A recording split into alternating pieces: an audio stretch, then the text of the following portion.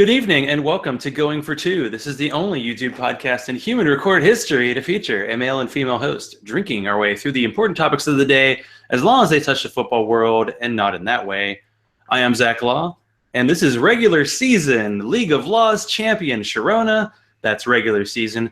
We're recording on December 14th, 2016. How are you this evening, Sharona, and what are you drinking? We want the big beverage reveal. See, Jen, in case you don't know, I don't have to look at my scores. I don't have to really keep up with anything because Zach will let me know, especially if I'm losing or if I lost or whatever. I'm doing great, even though, I suffered a bitter defeat at the hands of the Monday Mommy, my girl Jennifer Eakins. I am drinking a new beer. It's called a Java Stout by Bell Brewery. It's quite tasty. I love Dragon's Milk. It's hard to get around here. And I tried to find a place online to do all my beer ordering stuff, and I'm striking out there too. So technology's not been kind. That is quite sad. Yeah, is that Bell's, you said, the one in Michigan? Because I think they're the ones who do Dragon's Milk. So good. Okay. Now, tonight's show is going to be all about sadness, not the real world kind, because that's nothing compared to losing. And by that, I mean in fantasy football. There are lots of fantasy football and regular football podcasts and or YouTube videos. And what they don't have in listeners and self-respect, they lack in sadness and humiliation. So let's get to it. Tonight, I bring in multiple-time guest Jen Ryan, a.k.a. FF Degenerate on Twitter, and that's the J. And she lives up to that once-hard-to-spell name. When she's not keeping the cider purveyors of northern New Jersey in business, she's slow-cooking like a mad woman, but the good kind of mad woman. She is your go-to fantasy wizardress, who you may have heard on SiriusXM, and she's certainly never thrown a shooter TV after a Odell Beckham touchdown. She's also a Cowboys fan in New York Giants territory. So how are you doing tonight, and what's drinking? Thank you for saying all those kind and fun things about me. And tonight I am drinking, I'll show it to you. This is a Downey cider. It's a New England craft cider, 6.5% alcohol. And it's their winter cider. It's excellent. So they come out with a summer cider, a regular cider. They had a pumpkin cider this fall, and I just found this, and it's friggin' delicious. I don't really know what else to say. It's awesome. And that's what I'm drinking out of my Dexter cup. So here we are. Nice. So not only are you a traitor to the Giants, you're also having a Boston cider outside of New York. I like this. That's good. Contrarian is all the way together. Anything I could do to stick it to those Giants, I will. Even drinking Tom Brady cider. Excellent. there should be a brand. That's awesome. Like a lose-lose, though, Jen. It is. It is. It's been a rough week.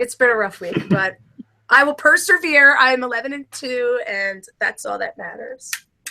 Oh, we'll get there. So before we get to the humiliation, and there will be humiliation, but it'll be shared because we have a little piece of it. We're going to talk about fantasy football and its unwritten rules. Thou shalt not, okay, that sounds stupid.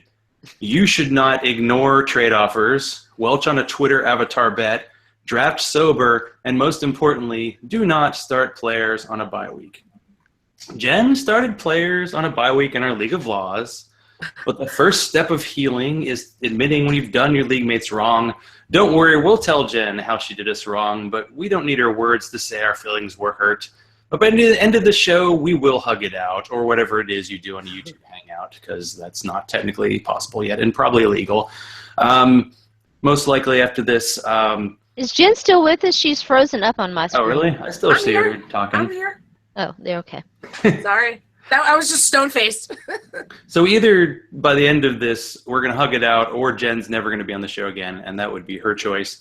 So I think it's cathartic to make up to the mistakes of your past.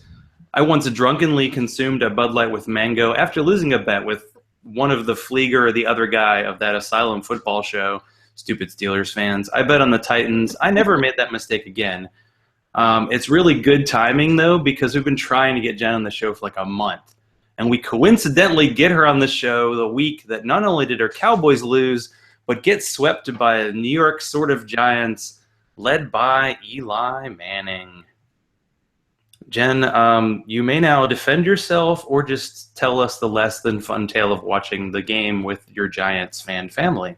So, first of all, about the league of laws, I'm awful. I got way in over my head this year with leagues, and unfortunately, this was one that was neglected, and I'm so ashamed by it. My olive branch is when the MFL 10 lobby opens. Yours and Sharona's first one is on me, so that's my good faith measure, and please have me back next year because I will. I'd love to beat everyone with the exception of Mr. Law. I know your father's in the league, so I will go easy on him. God, as far as a football game, he drafted Tabe away from me. We're going to go hard on him. That turned out to be something he helped you. You actually got the good Titans, like all of them, until they were kind of good last week. Anyway, sorry. No, they weren't. I'm a big fan of Father Law, so I'll go easy on him. And then as far as the game, it was tough to watch. Especially, I was surrounded by Giants fans who are, some of them are good people. I guess I would say my family's good people, but they're not great fans. My favorite thing about them, they could care less what happens for the rest of the season as long as they just beat the Cowboys twice. That's what they're more concerned about. But check the record. We're good. We're fine. My rookie had his second really bad game while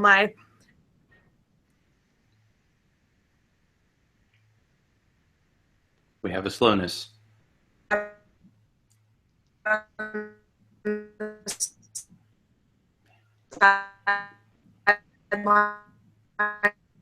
I don't know. Is it crapping out?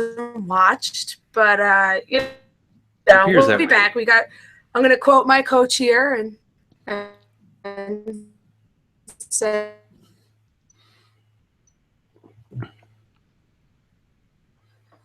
We had darkness on Jen's side. See, that's what happens when your team loses. You end up going into darkness, and when your fantasy team loses, you also go into darkness. I hope we didn't lose her. Maybe I'll have to send her oh, wait, there she is. I'm here. Can you hear me? I heard you. We had a drop off. Yeah, so what is, Jen's soul like right now? And it just went black. The whole screen just went, this is what's going on. Oh, I'm so dark. It was like the end of The Sopranos. So, Jim, were you a fan? Did you watch The Sopranos? What happened? Is she alive? Of course, they filmed it in my backyard. Of course, I watched it. They filmed it all over. I figured you did. Yeah. I can't believe we've never talked about that. I'm obsessed. I loved that show. I haven't watched it, but spoiler alert. It's been a while. But it was exactly like the end, when it went, you was like, yeah. Except what happened to me. You don't know what happened to Tony, but you know what happened to me. I'm still here. I know what happened to Tony, but I'd have to kill you if I told you, so. That makes sense. Yeah. No, Jen, I originally said that, when the Cowboys lose, you would have to sing the fight song of the team that beat them. But I hear that the Giants fight song might include some lyrics that you might want to read, and especially when your team is involved. So I will leave it up to you if you want to give it a shot. I mean, they don't, like I said, they don't have a fight song. All they do is chant, F the other team. That's it. So whether it's the Giants, whether it's the Cowboys, the Eagles, the Browns, when they beat the Browns, I'm sure the Giants fans were just, F the Browns. I mean, that's Giants fans for you. Love you Giants fans, but that's who you are. So should Sharona and I do the chant? We can say, fuck the Cowboys, fuck the no, anybody? I don't see. Actually, Sharona was a Cowboys fan back in the day. So that's what Giants fans. I was. I grew up a Cowboys fan. She might not want to say that. I don't know. He was. Yep. What happened? Jerry Jones happened. Oh. You mean future Hall of Famer Jerry Jones? Listen. We were having a good visit with Jen. Let's not go down the Jerry Jones rabbit hole. Oh, come on. Win a quiet Jen. You got to take Jerry for what he is. He's just a silly guy. Well, Jen, you may not know Sharona as well as I do. There are certain names you say to her. Hear you guys. You say certain names to her, and then she goes in all caps mode. And I think Jerry Jones might be one of those names. Just guessing.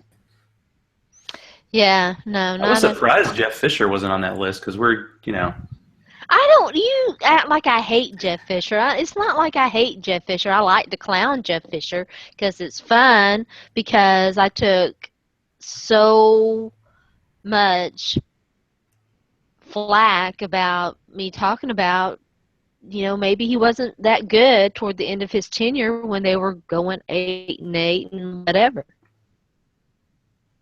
Yeah, Jeff Fisher's basically like Hello? a mediocre coach who's gotten the attention of a less than mediocre coach. I don't know, Jen, we're having issues on your end. I'm wondering if you need to click off and come back in, if that's possible. Just because there's been a delay. Is it me? Sometimes that works.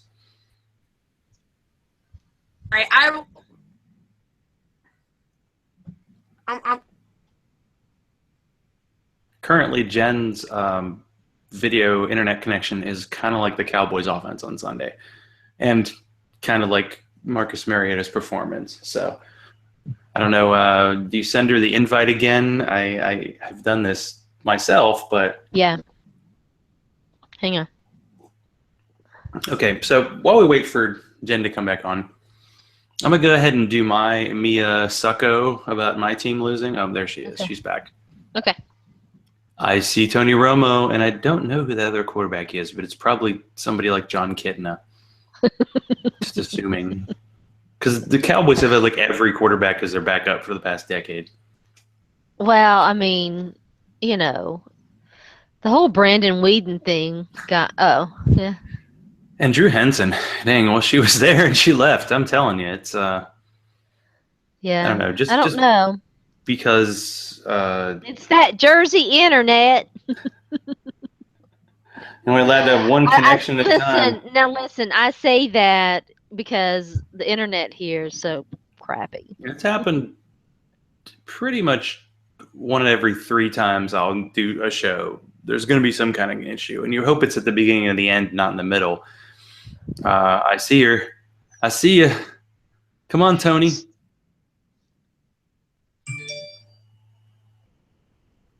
Uh-oh. She says she's going to try from her cell phone. Wait, there she is. Oh, there she is. Oh, am I back? Am I back? Yes. My internet is terrible. Do you think we should try it, or should I try calling you back from my cell phone? No, you're fine. We'll just go. We'll roll with it. You're fine. Okay. We'll sorry. There's I just freed up some bandwidth on my side. I think that'll help too. I don't know what that is, but what I'm doing is I'm going on my Fios app and I'm just kicking people off the Wi-Fi who are on it right now. So if you hear yelling, it's just people yelling at me for kicking them off the Wi-Fi. Nice. I like that. You got to negotiate, right? Jeez. Okay, so sorry about that. Because we're on a show that has 2 women and 1 man, we clearly have to have the man talk more. So I'm going to do my Mio Succo about Be sure to talk over us too. My performance. Yeah. I hope I'm doing that well because I want to keep my my badge. But it's my turn. Hey, I did start the League of Laws this year, but I did it to replace a long-running keeper league. Now, while I won this previous league 3 times, I could never quite crack the code. I would always struggle to make the playoffs, and I won the title last time as the 7 seed. Well, I entered the League of Laws playoff as the 2 seed, and as fate would have it, played my good friend Donald Funk. I know, Don, I'm sorry. It's 20 minutes in, and I finally mentioned your name. But last time I won the title, I beat Don in the playoffs in the semifinals. Well, this year my team had Larry Fitzgerald, Dante Moncrief, and Eric Rebron, so you can tell just how I did last week. My season ended with a season low in points, so here's my little Stockholm Syndrome speech for Donald Funk. Chicago, you toddling town, blow my tears away, literally. I lost to Don. Losing to Don is like starting Colin Kaepernick against the Bears and getting fewer passing yards than beers consumed during the game. I am embarrassed by my defeat as much as I am slightly turned on by Don's machismo and terrific skills with the Pandora and in fantasy football. This non-bud's for you.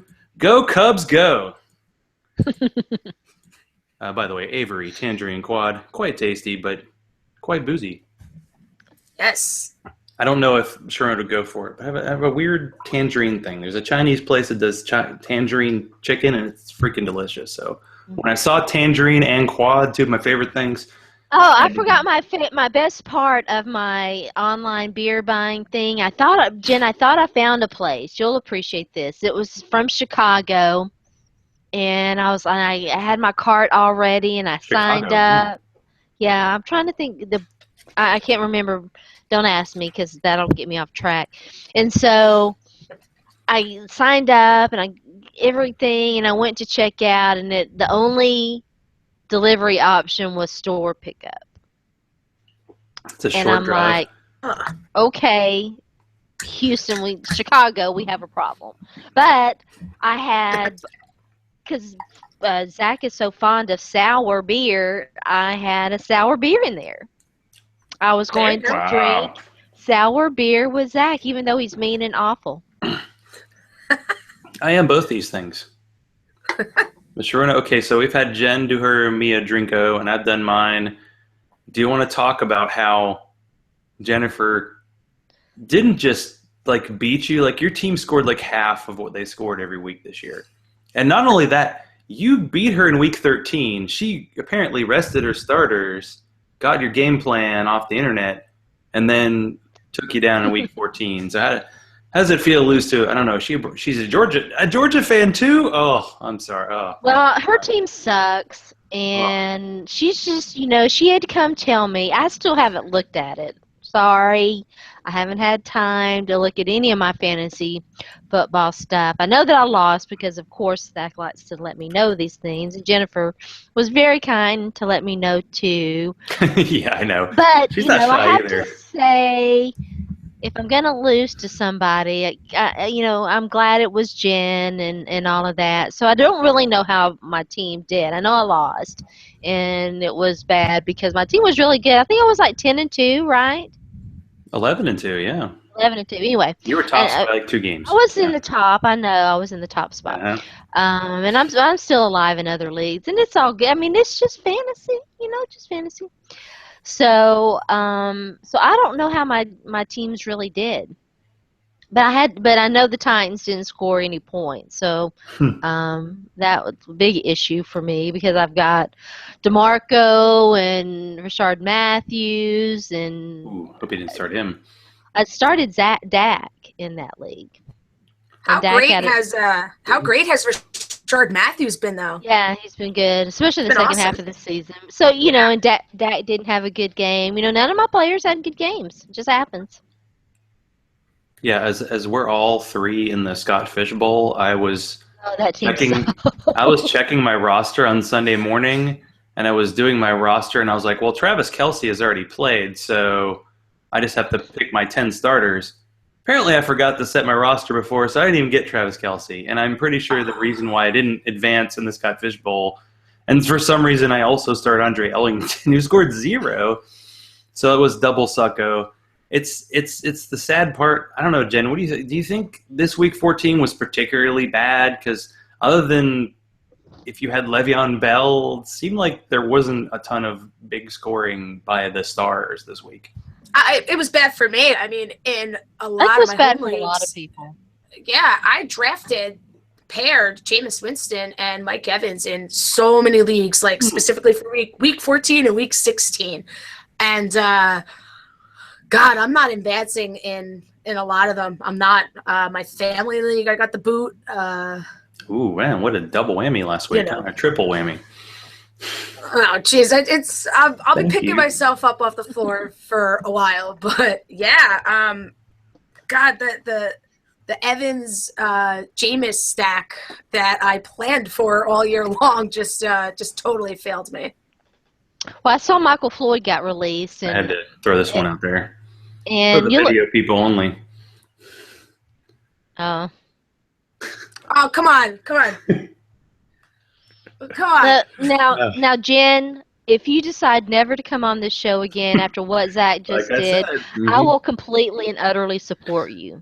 Listen, that's nothing. I am from New Jersey. That is nothing. You have to come much harder than that. And again, that's all these Giants fans care about is beating Dallas. So be it. Still the only team to clinch a playoff spot. So take that, Giants fans. I have to say that if you just rank it on like offensive lines, there are some teams with amazingly bad offensive lines. Like the left tackle for the Giants is like not even a human being. Like he's a Flowers. I feel bad for him. I actually feel bad for him. People like pick on him, but yeah, I feel even though it's Giant, you'll come to know for me. It's the Giants organization I hate, not the players. But God, I feel bad for that kid. I mean, they destroyed him. But just the one thing I'll say about those Giants fans, I mean, they booed the team at home. You don't hear that in Texas, and I think that's disgusting. I've been to Giants games before, and the way they boo their team is just like insane to me. That's true. NFC East, their team. NFC East fans are definitely. Maybe Dallas doesn't count, but yeah, the Washington fans, Philadelphia fans, New York, New Jersey, whatever they are fans. They'll let you know how they feel. They booed Santa Claus, even if that was an anecdotal story or not. It doesn't matter. I'm pretty sure it happened like on a weekly basis. And in addition to everything else that's happened this week for you, are you enjoying the fact that the national media is getting one more week of hot Tony Romo talk? You know, my favorite thing about that is 2 weeks ago, some of these, you know, I read everything. I'm a reader. That's what I do. I read more than I write. I read friggin' everything. And a lot of these Cowboys writers who were writing articles 2 weeks ago about how you can't think about Tony Romo to the Broncos, Tony Romo to the Texans, just this week, oh, now I got to start thinking about Tony Romo. And I want to be like, you know what? Shut up. Just shut up and stop, you schizophrenic media. The time to think about Tony Romo was in week 8. We chose not to. Move on. There's nothing we could do at this point. But that said, Jerry, I don't know. I mean, obviously you guys probably don't listen to his radio show on Tuesdays, but if you listen to his radio show on Tuesdays, he is just dying to see Tony Romo play football. So it should be interesting. But there was one local reporter who always said that there wouldn't be a quarterback controversy in Dallas until they lost a game. They lost a game. Now we have a controversy. So bring it on. Which one is it? Who said that? Mike Fisher. I knew it was Mike Fisher. He's been covering him for 35 years. He's like the only guy allowed inside, really close to the players in Valley Ranch. He's the only guy Des Bryant will talk to. A lot of people say he's a shill for Jerry Jones. I don't care. I listen to everything he says, and you know, he's been pretty accurate all along. So yeah, it was a really good way to put it. There is no controversy till you lose a game. Now you lose a game, you have a controversy. If you don't win the Super Bowl, you made the wrong move. If you do win the Super Bowl, you made the right move. And that's kind of what it comes down to for every team. But is it really Super Bowl or bust? I mean, it's been, in my mind, that it's been a success already. No. For me, every year it's Super Bowl or bust. No, I understand that, but I'm talking about in terms of the decision to leave Dak as. Oh. I think it's a success. Now I do. I love this is the other thing that's really hard. I think when people think if you have to support one and not support the other, I mean, I love Dak. I can't wait for what the future brings, but I mean, I think it's obvious to anyone who watches football really that the better quarterback is on the sideline. I mean, the guy Tony Romo is a really, really good quarterback. Now, with that said, I'm thrilled that we have two of, in my opinion, the best quarterbacks in the league. But, I mean, I do think the person who gives me the best chance at a Super Bowl is on the sideline. I mean, think about Bill Belichick having 2 weeks to prepare. My rookie dealing with Bill Belichick, or do I want my seasoned decade veteran that this offense has been built around for the last 10 years? It's tough. Just one game at a time. What else can I really do? Well, you could pull like a Patriots in 2001 where like Dak gets hurt and then Romo comes in and wins a playoff game for him. And they get to the Super Bowl. Dak comes back in and controversy 2 weeks. Jen's not sweating this. And then, they pull it off. Peyton last year. I mean, they put Peyton in last year. Oh, gosh. I saw so many Peyton jerseys last weekend, and for good reason. The sad thing about Broncos fans, because I was at the Titans-Broncos game last week, They don't have, like, where are the embarrassing jerseys? Like, when I watched the Browns, they had all kinds of just horrible jerseys. But with the Broncos, you have all these great players now. I mean, I did see a couple Trevor Siemian, but he actually looked pretty good, you know? I mean, you have John Elway, you have Von Miller, you have – I saw a guy the Steve Atwater jersey. I thought that was good. I mean, I saw like a no-Sean Moreno, but I mean, for the most part – no Tebow jerseys? Not one Tebow jersey? I would say the most embarrassing one potentially would be a Peyton Manning like Super Bowl 47 because he basically sucked in that game. But he had a great season, and they were in the Super Bowl. No Super Bowl jersey is embarrassing. I see Sharona being like quiet, or she's paused. I can't tell. Is it my internet again? You're doing fine, although it looks like we lost. Oh, gosh. One of the two ain't bad. Come on. I'm sorry. This wasn't yours. I'll send her a message here real quick just while we continue on. It's just the way it goes. Live radio, baby. You know how it is. You do this all the time. No problem. I assume it's my internet because my internet is so bad, but we're working on that. We're upgrading internet over at the I don't know compound. what happens when you lose the host. Well, we just found out. We still go. Okay, this is good. This will test the friendship here. So I had to throw this out. This is from Football Perspective. Tony Romo's playoff record, 2-4. Dak's playoff record, 0-0. Belk Bowl does not count. And Mark Sanchez playoff record, 4-2.